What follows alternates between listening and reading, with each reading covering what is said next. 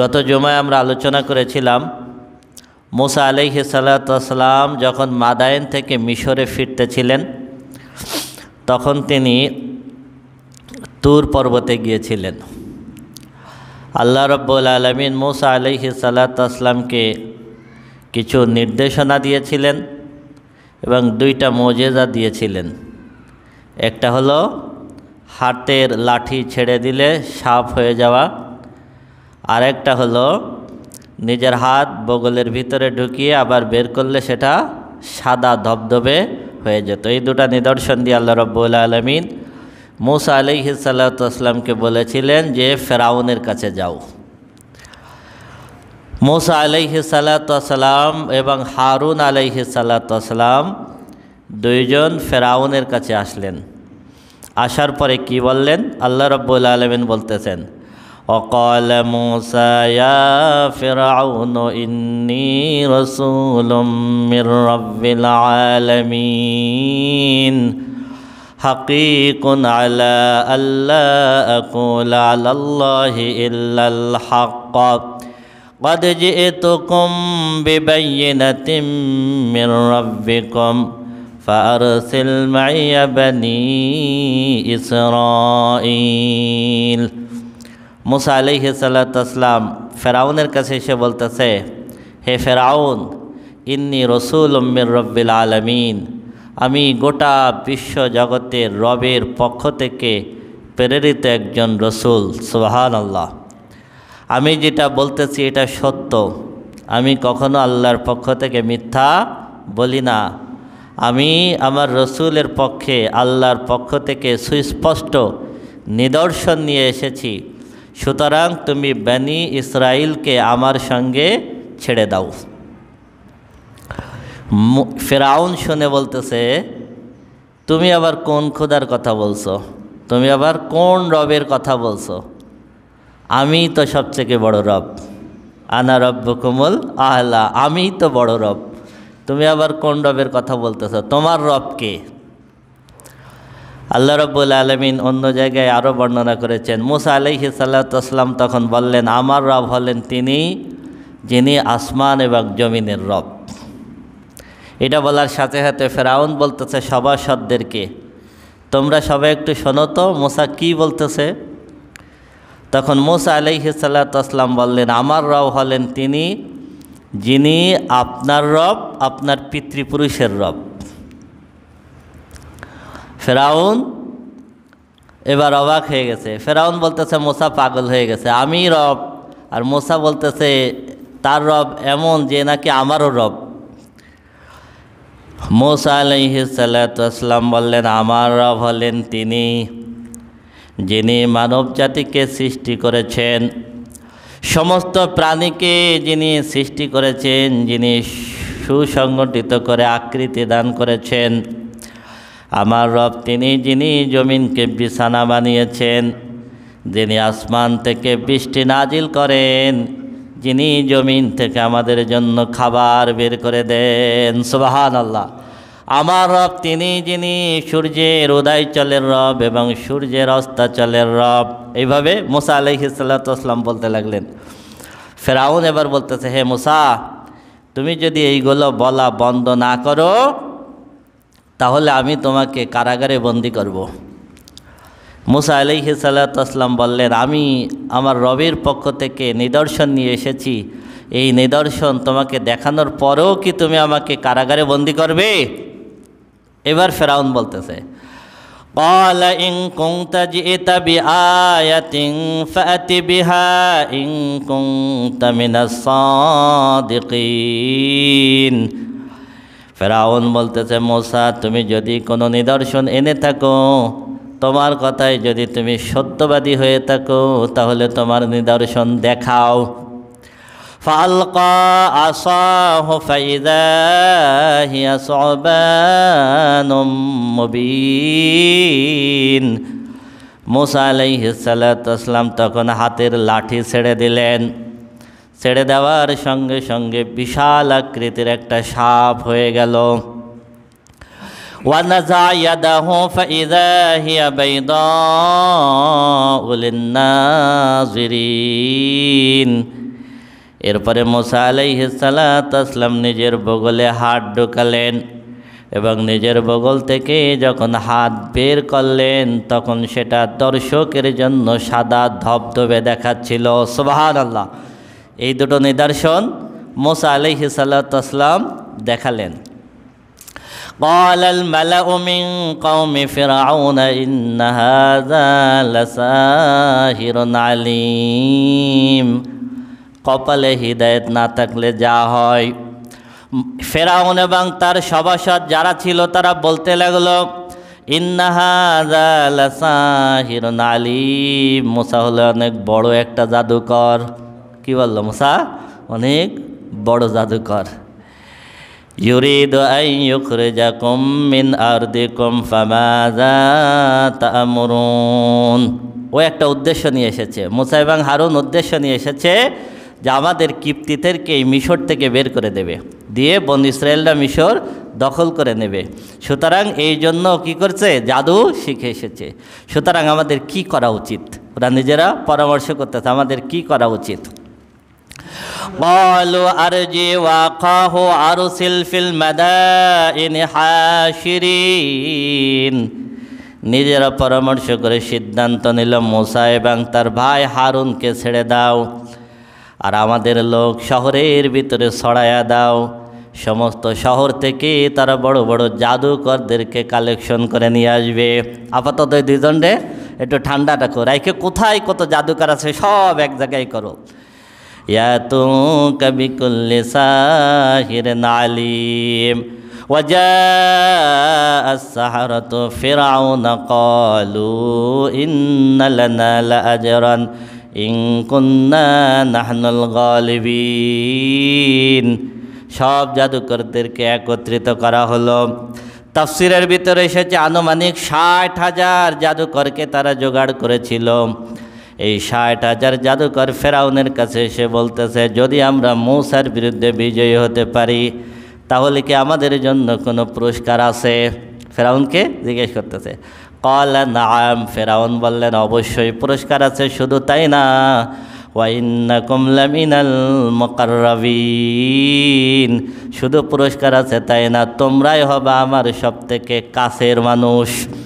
কি হবে? তোমরাই আমার কাছের মানুষ হবে যদি মুসাকে কি করতে পারো? পরাজিত করতে পারো।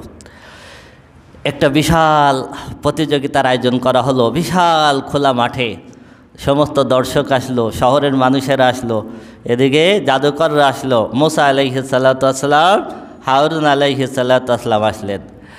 এবার জাদুকররা বলতেছে, ক্বালু ইয়া মুসা ইম্মা আন তুলকিয়া ওয়া ইম্মা আন নাকুনা নাহনুল মুলকিন। হে মুসা, তুমি আগে জাদু দেখাবা নাকি আমরা দেখাবো? ওরা তো মনে করতেছে মুসারটাও কি জাদু, তাই না? তুমি আগে নিক্ষেপ করবা নাকি আমরা নিক্ষেপ করব? ক্বালা আলকু, মুসা আলাইহিস সালাম বললেন তোমরা দেখাও। ফালাম্মা আলকাউ সাহারু আয়ুনান নাসি, যখন জাদুকররা জাদু দেখাতে শুরু করলো তখন এর মানুষের চোখ আশ্চর্যান্বিত হয়ে গেল। এমন এমন জাদু দেখাতে লাগলো, মানুষ অবাক হয়ে দেখতে লাগলো। ওয়াস্তারহাবুহুম, এবং তারা ভীত সন্ত্রস্ত হতে লাগলো। ওয়াজাউ বিসিহরিন আযীম, কারণ তারা অনেক বড় বড় জাদু দেখাইতেছিল। তাদের জাদু দেখানো শেষ, মাঠের ভিতরে ওরা বিশাল বিশাল সাপ বানায় ফেলেছে, অনেক সাপ তৈরি করে ফেলেছে। আল্লাহ রাব্বুল আলামিন বলেন, ওয়া আওহাইনা ইলা মূসা আন আলকি আসাক, আমি রব্বুল আলামিন মূসাকে এবার বললাম, মূসা তোমার হাতের লাঠিখানা এবার ছেড়ে দাও। ফাইযা হিয়া তালকাফু মা ইয়াফিকুন,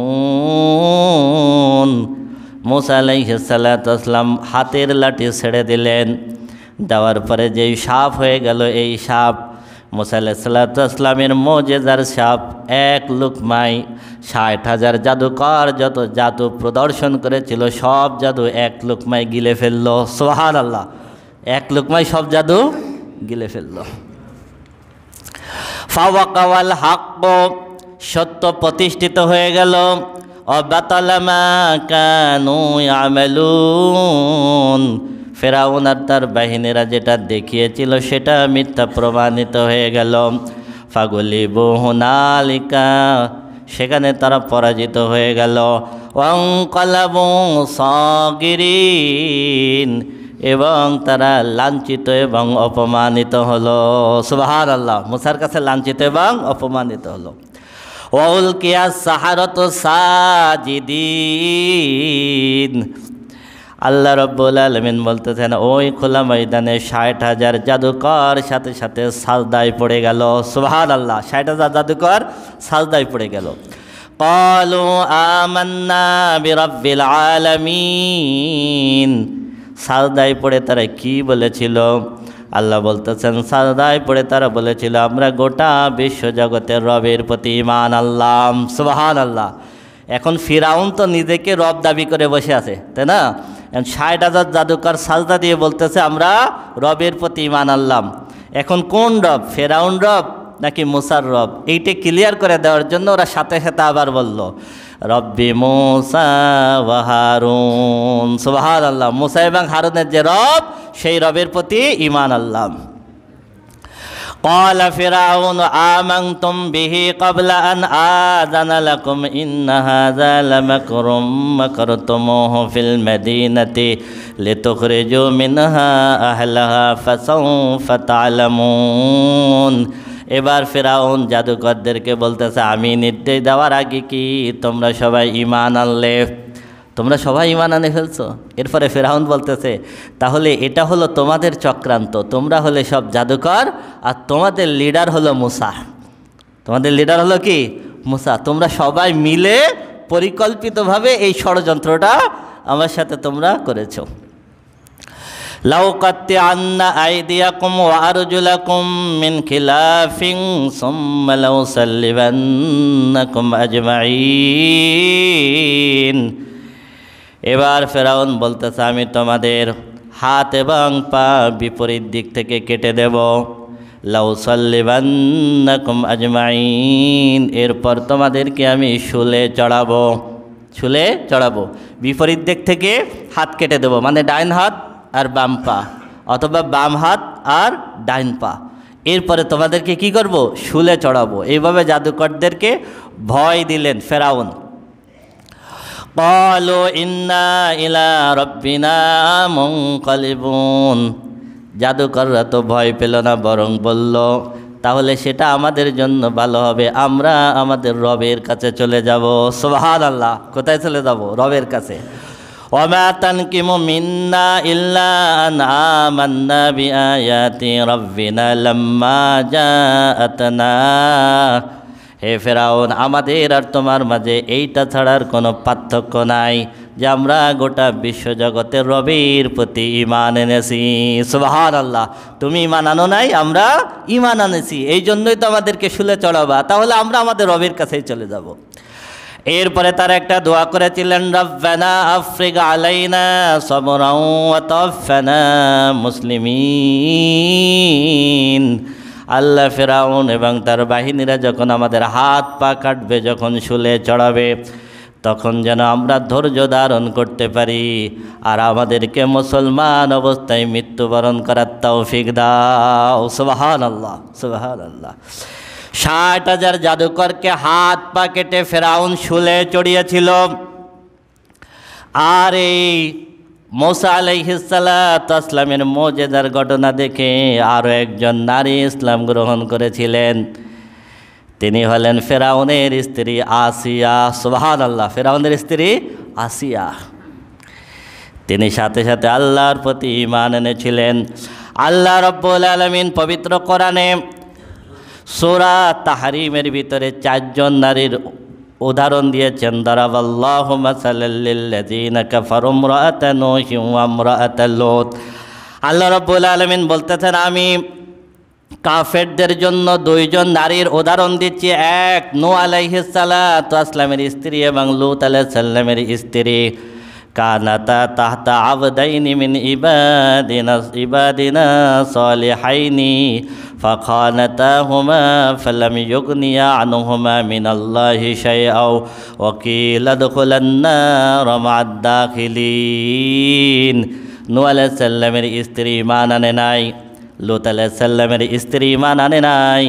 আল্লাহ রাব্বুল আলামিন বলতেছেন, আমার দুইজন পয়গম্বরের স্ত্রী হওয়ার পরেও আমি আল্লাহর প্রতি ঈমান না আনার কারণে আমার দুইজন পয়গম্বর কিন্তু তাদেরকে রক্ষা করতে পারে নাই। ওয়াকিলা দুখুলান নার মা'আদ দাখিলিন, তাদের দুইজনকেই বলা হয়েছে চিরদিনের জন্য জাহান্নামে ঢুকে যাও। وضرب الله مثلا للذين آمنوا امرأة فرعون। আর আল্লাহ বলতেছেন ফেরাউনের স্ত্রী হলো আসিয়া, তার স্বামী ছিল জালেম, একজন জালেম বাদশা ছিল, আমার অবাধ্য ছিল। ফেরাউনের স্ত্রী আসিয়া যখন ইসলাম গ্রহণ করেছিলেন, ফেরাউন আসিয়ার উপরে প্রচণ্ড আকারে নির্যাতন চালিয়েছিল এবং তার কওমের মানুষেরা আসিয়ার হাত পা বেঁধে অত্যন্ত রৌদ্রের ভিতরে তাকে শুয়ায় রাখত। আসিয়া গরমে ছটফট করত, এইভাবে তাকে শাস্তি দেওয়া হতো।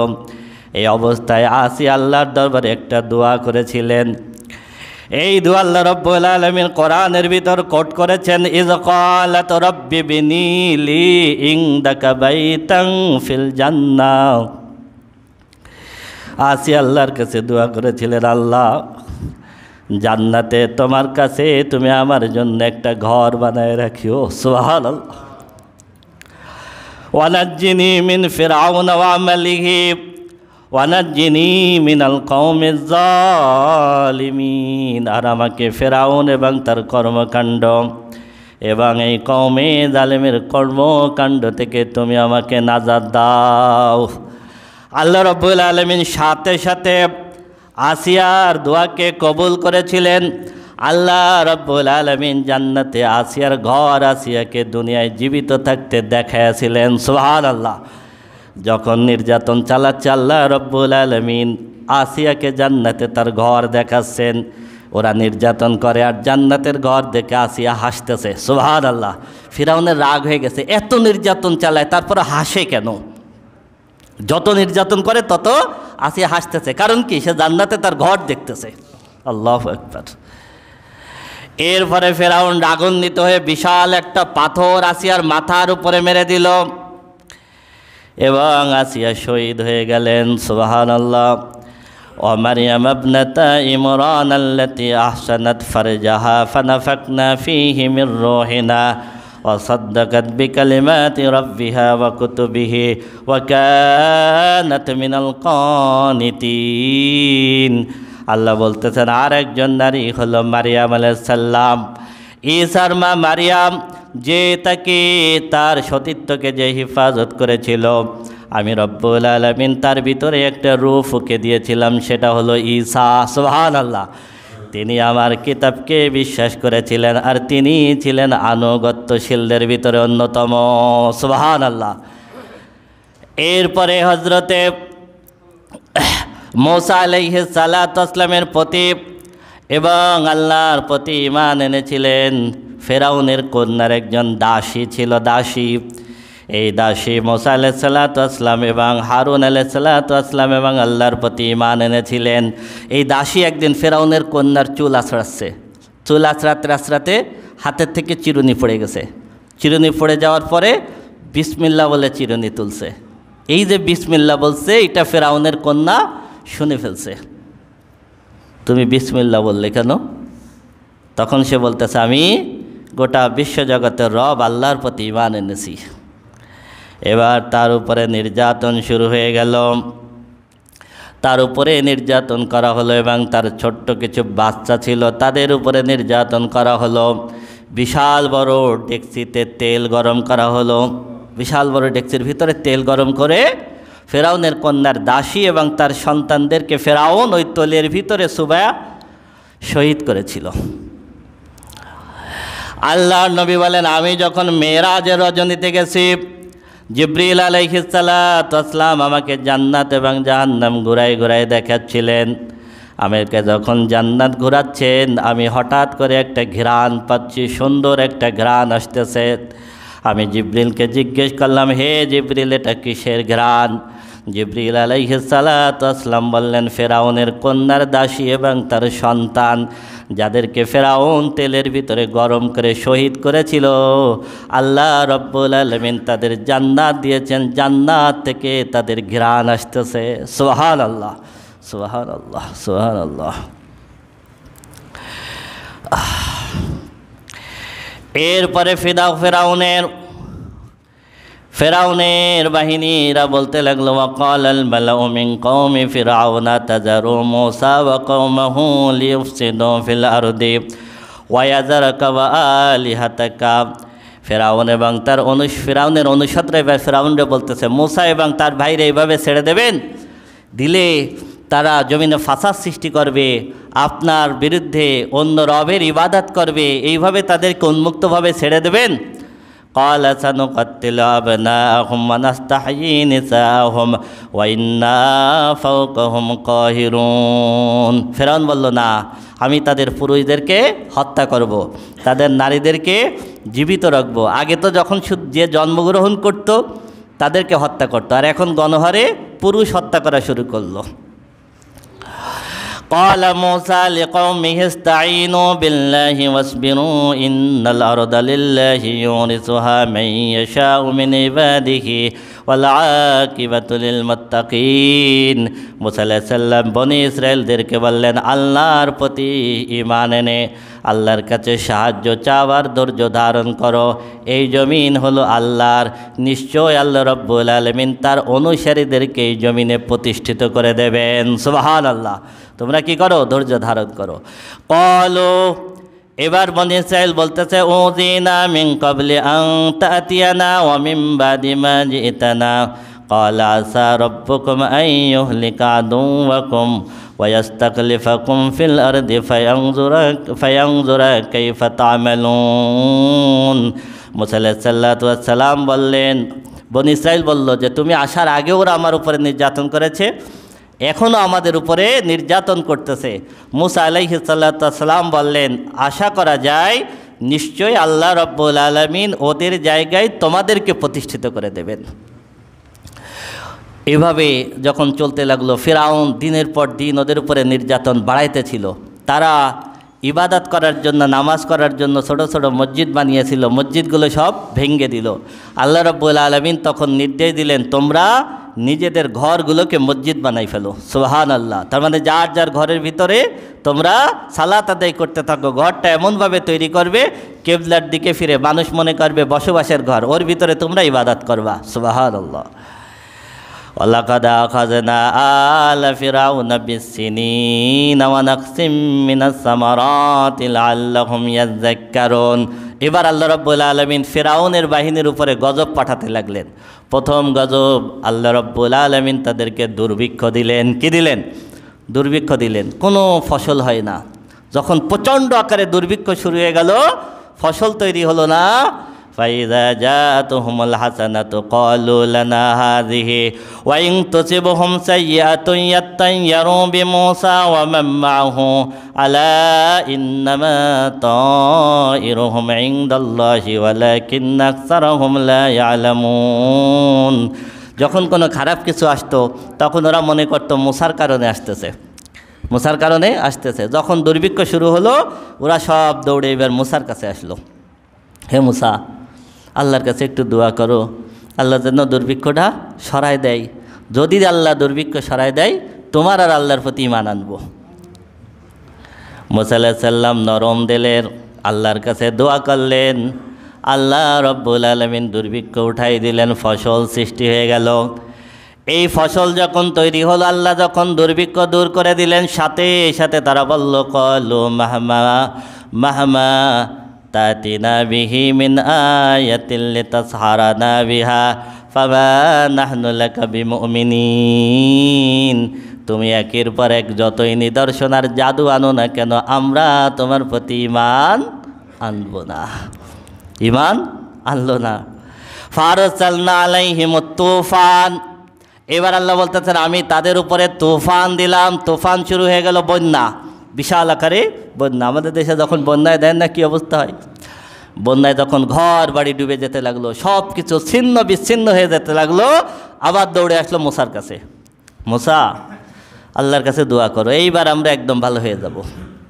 এবার কী হয়ে যাব? ভালো হয়ে যাব। কিন্তু আল্লাহ রাব্বুল আলামিন আবার যখন তুফান সরাই দিলেন, তারা ঈমান আনলো না। ওয়াল জারাদ, এরপরে আমি রব্বুল আলামিন দিলাম পঙ্গপাল, ঝাঁকে ঝাঁকে পোকা, ঝাঁকে ঝাঁকে পোকা। তাদের ফসলগুলো পোকায় খেয়ে ফেলতে লাগলো, বিছানায় শুয়ে আছে সেখানে পোকা, খাবার খাচ্ছে খাবারের ভিতরে পোকা, ঝাঁকে ঝাঁকে পোকা আসতে লাগলো। আবার আসলো মুসার কাছে, মুসা দোয়া করো, আমরা তোমার প্রতি ঈমান আনবো। আবার আল্লাহ পঙ্গপাল ছড়াই নিলেন, তারপরেও তারা ঈমান আনলো না। ওকুম্মালা, এরপরে দিলেন উকুন। এরপরে দিলেন কি? উকুন। খাবার খায় তার ভিতরে উকুন, পানি খাইতে যায় তার ভিতরে উকুন, শুইতে যায় তার ভিতরে উকুন, যেখানে যায় সেখানে ঝাঁকে ঝাঁকে উকুন। আবার মুসার কাছে আসে, আসার পরে মাফ চাই, এইবার ভালো হয়ে যাব, এইবার কি হয়ে যাব? ভালো হয়ে যাব। কিন্তু আল্লাহ যখন আবার সরাই নেন, তারপরে কি হয় না? ওয়াদ্দাফাদ, এরপরে দিলেন ব্যাং। এরপর দিলেন কি? সারা জায়গায় ব্যাং, বিছানায় শুচ্ছে লাফ দিয়ে পড়ে ব্যাং, হ্যাঁ বসে আছে গাড়ের পরে কি? ব্যাং, খাবার খাচ্ছে খাবারের ভিতরে কি? ব্যাং, যেখানে তাই সেখানে ব্যাং। এরপরে ওরা আবার মুসার কাছে আসলো, মুসা দোয়া করলেন, আল্লাহ সরাই নিলেন, তারপরেও ঈমান আনলো না। ওয়াদ্দাম, তারপরে দিলেন রক্ত, যাতে আসে রক্ত খাওয়ার জন্য ওরা পানি তোলে বালতি ভরে, পুরা বালতি সহ রক্ত হয়ে যায়। খাওয়ার জন্য গ্লাসে পানি নেয়, গ্লাস যখন হাতে নেয় গ্লাসের পানি কী হয়ে যায়? রক্ত হয়ে যায়। আল্লাহ রাব্বুল আলামিন এমন আযাব দিলেন, তারপরও ঈমান আনলো না। এরম আযাব একের পর এক আমাদের উপরে আসে না? আমাদের উপরে তো বিভিন্ন সময় আল্লাহ দেন, তাই না? ঝড় দেন, বন্যা দেন, তারপরেও কি আমরা সতর্ক হই? সতর্ক হই না তো। ঝড় বন্যা চলে যায়, আবার যা তাই। করোনা আসছিল না? করোনা আসলে আমি একটা জিনিস খুব চিন্তা করতাম। আমি চিন্তা করতাম সারা পৃথিবীতে যেভাবে মানুষ মরতেছে, আর মানুষ যেভাবে আতঙ্কে আছে, ভয় কী জিনিস তখন দেখা গেছে, তাই না? ভয় কাকে বলে? এমন আতঙ্ক শুরু হয়েছে। তখন আমার মনে হতো যে এই করোনার মহামারীতে আমি বাঁচব নাকি মরব জানি না, কিন্তু আমার কাছে যেটা মনে হতো, আমি চিন্তা করতাম যে হয়তো পৃথিবীতে অসংখ্য মানুষ মারা যাবে। নূহ আলাইহিস সালাতু ওয়াস সালামের প্লাবনের পরে একটা নতুন পৃথিবী হলো।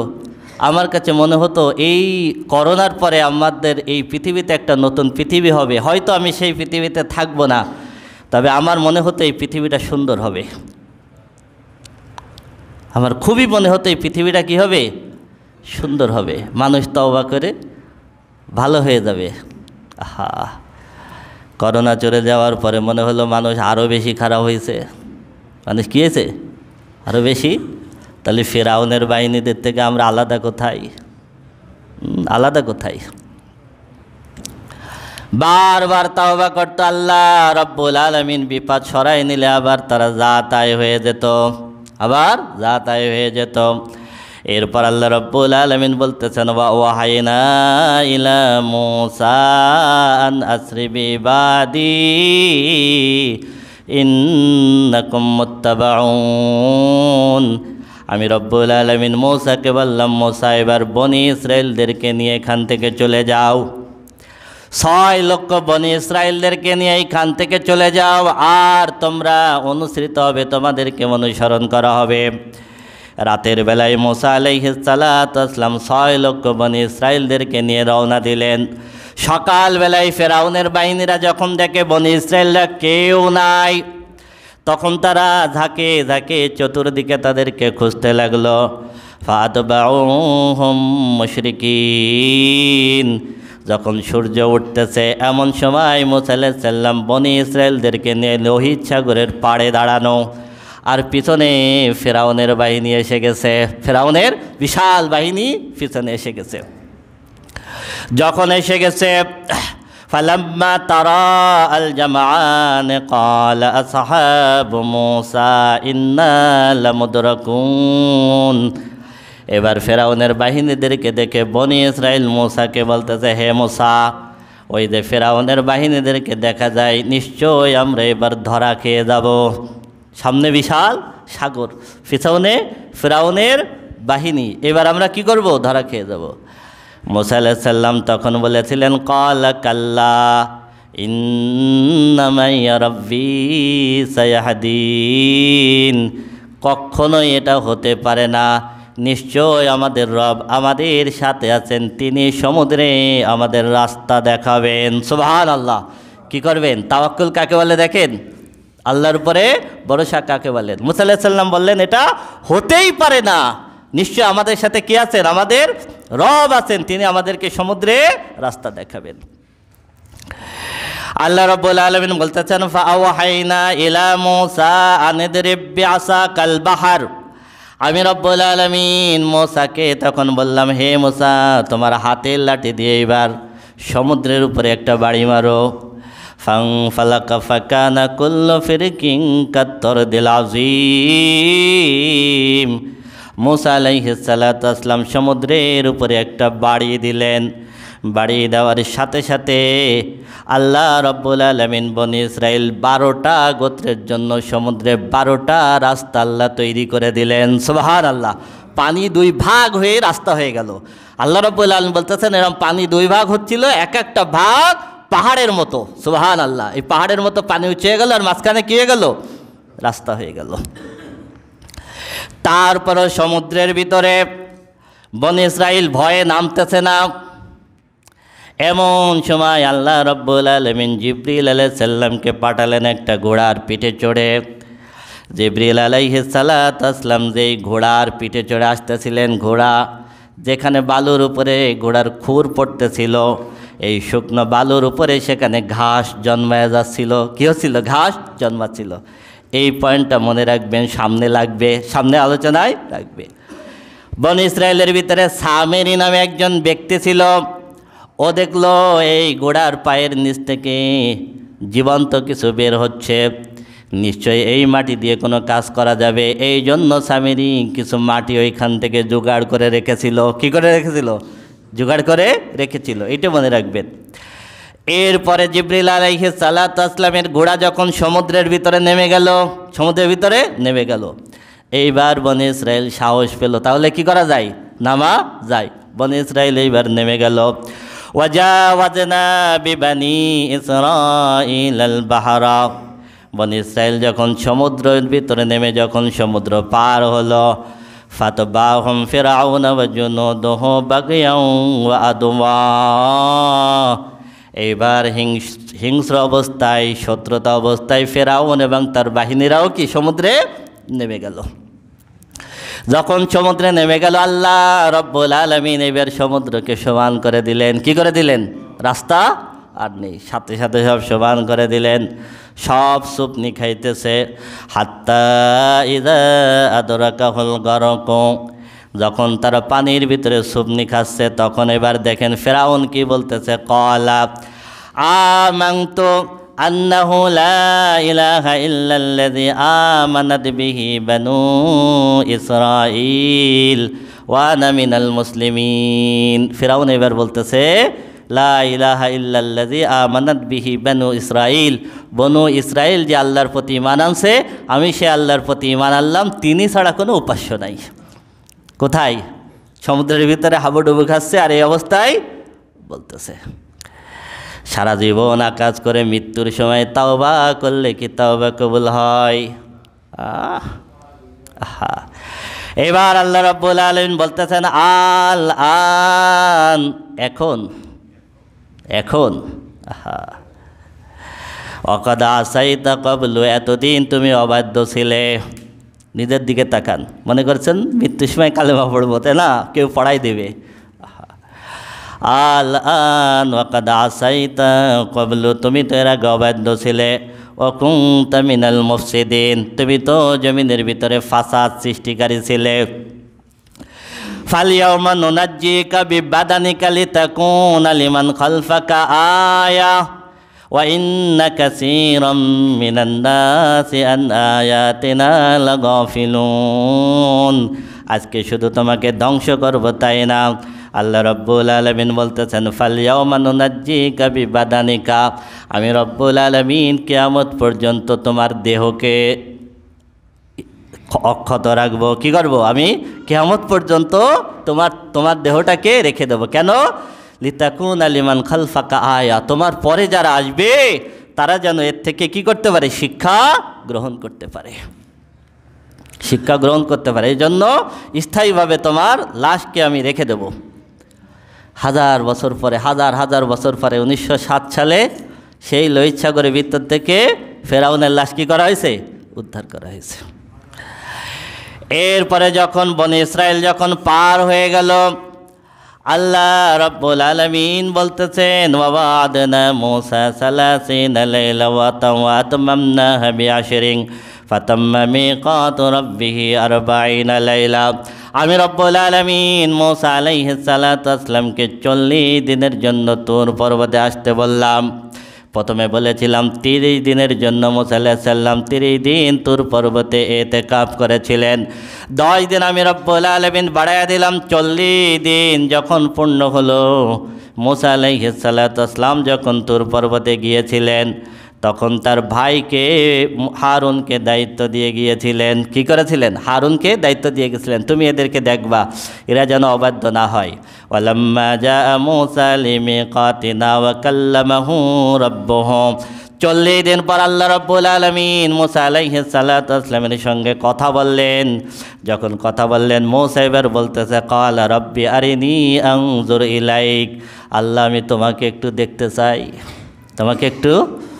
ক্বালা লান তারানি, আল্লাহ বললেন মূসা আমাকে দেখতে পারবে না, ওয়ালাকিন ইনজুর ইলাল জাবাল, তুমি এই পাহাড়ের দিকে তাকাও, ফাইন ইস্তাকাররা মাকানাহু ফাসাউফা তারানি, পাহাড় যদি তার জায়গায় স্থির থাকে তাহলে তুমি আমাকে দেখতে পারবে, তুমি পাহাড়ের দিকে তাকাও।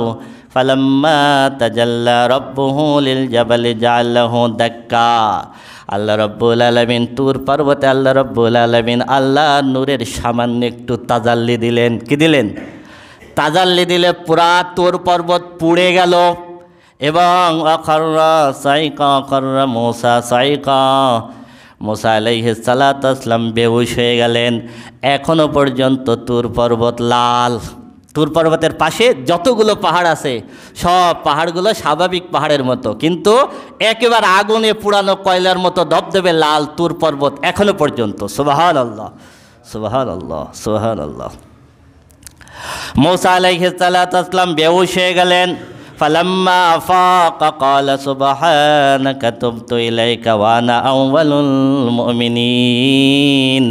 মূসা আলাইহিস সালাতু ওয়াসসালামের যখন হুঁশ ফিরল, মূসা আলাইহিস সালাম বললেন আল্লাহ তোমার পবিত্রতা ঘোষণা করতেছি, তাওবা করতেছি, আমি তোমার প্রতি একনিষ্ঠ ঈমানদার। সুবহানাল্লাহ। এরপর আল্লাহ বললেন ক্বালা ইয়া মূসা ইন্নী ইসতাফাইতুকা আলান নাসি বিরিসালাতি ওয়া বিকালামি ফাখুয মা আতাইতুকা ওয়া কুম মিনাশ শাকিরিন। আমি রব্বুল আলামিন তোমাকে মনোনীত করলাম আর তোমাকে একটা কিতাব দিলাম, এই কিতাব তুমি নিয়ে তোমার কওমের কাছে চলে যাও। এই মূসা আলাইহিস সালাতু ওয়াসসালামকে আল্লাহ রব্বুল আলামিন তাওরাত কিতাব দিলেন। কি করলেন? তাওরাত কিতাব দিলেন। মূসা আলাইহিস সালাতু ওয়াসসালাম গেলেন তুর পাহাড়ে।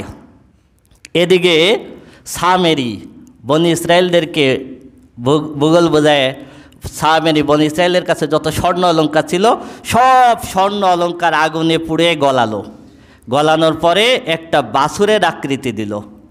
এই যে বাছুর বানালো স্বর্ণ গলিত স্বর্ণ অলঙ্কার দিয়ে, এর সঙ্গে ওই যে জিবরিল আলাইহিস সালাতু ওয়াসসালামের পায়ের নিচ থেকে যে মাটি পেয়েছিলেন সেই মাটি এর ভিতরে মিশালেন।